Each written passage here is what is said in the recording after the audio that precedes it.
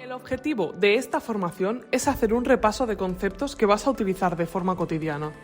Por supuesto que habrán aspectos de la formación que ya los conozcas, otros te serán familiares e incluso algunos de ellos serán totalmente nuevos. Esperamos que esta formación te sea de utilidad en tu día a día. Observa que en la imagen de la izquierda las piezas están girando. Las piezas que giran sobre sí mismas se llaman ejes. Sin embargo, cuando las piezas se desplazan hacia adelante y hacia atrás, entonces reciben el nombre de vástagos. Si hacemos un corte transversal a un eje y a un vástago, la figura resultante es una circunferencia y su diámetro es el que define tanto al eje como al vástago. Así hablamos de un eje de 50 milímetros de diámetro o bien vástago de 50 a secas.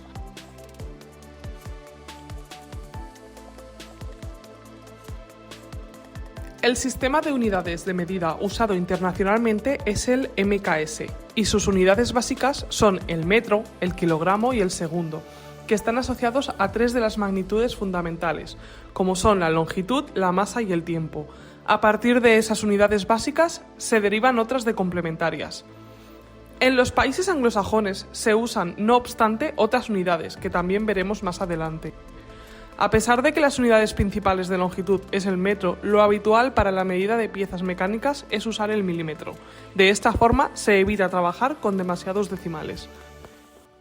En el sistema anglosajón la medida principal sería la pulgada, y esta se divide en medios, cuartos, octavos, etc. Esto es algo complejo para los que estamos acostumbrados a la división decimal, pero sigue siendo predominante cuando se trata de medidas en pulgadas. A finales del siglo XVI, Galileo Galilei desarrolló el concepto de la velocidad como la distancia recorrida por un objeto en un tiempo determinado. En el sistema internacional, la unidad de velocidad es el metro por segundo. En el sistema anglosajón, se suele usar el pie por segundo. La velocidad a la que gira un eje se define como el número de vueltas o revoluciones que da en un minuto. Son las famosas RPM. A esta velocidad se le llama velocidad angular. En ocasiones, la velocidad de giro también puede expresarse como la velocidad en la periferia del eje y entonces recibe el nombre de velocidad lineal o periférica, siendo sus unidades el metro por segundo.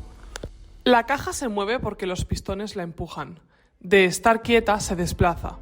La conclusión es que a través de los pistones se provoca un cambio en el movimiento de la caja. También puede darse el caso que la caja tenga una pared delante y no la pueda atravesar. Sin embargo, si se empuja lo suficiente, se conseguirá deformarla. Así pues, aquella acción capaz de producir cambios en el movimiento o en la estructura de un cuerpo de formación recibe el nombre de fuerza.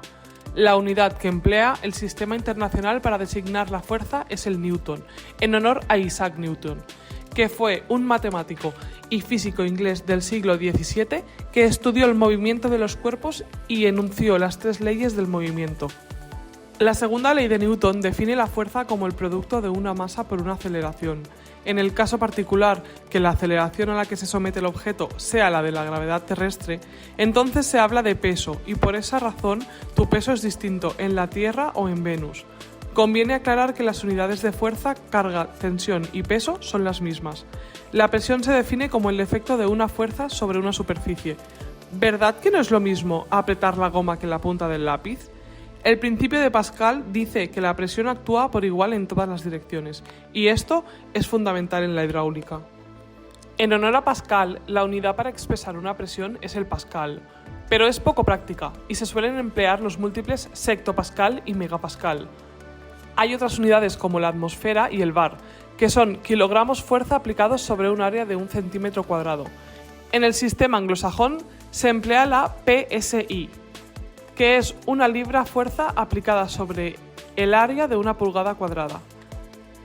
La presión puede ser absoluta o relativa. Si es absoluta, una presión de cero equivale al vacío, tal y como si estuvieras en el espacio. Cuando una presión es relativa, significa que su valor está ligado a una referencia de cero, que suele ser la presión atmosférica a nivel de mar, y entonces tenemos valores positivos o negativos respecto a este cero.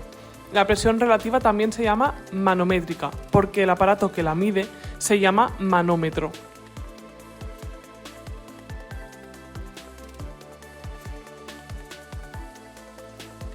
La dureza es la resistencia que ofrece la superficie de un material frente a la abrasión, al rayado o a la penetración.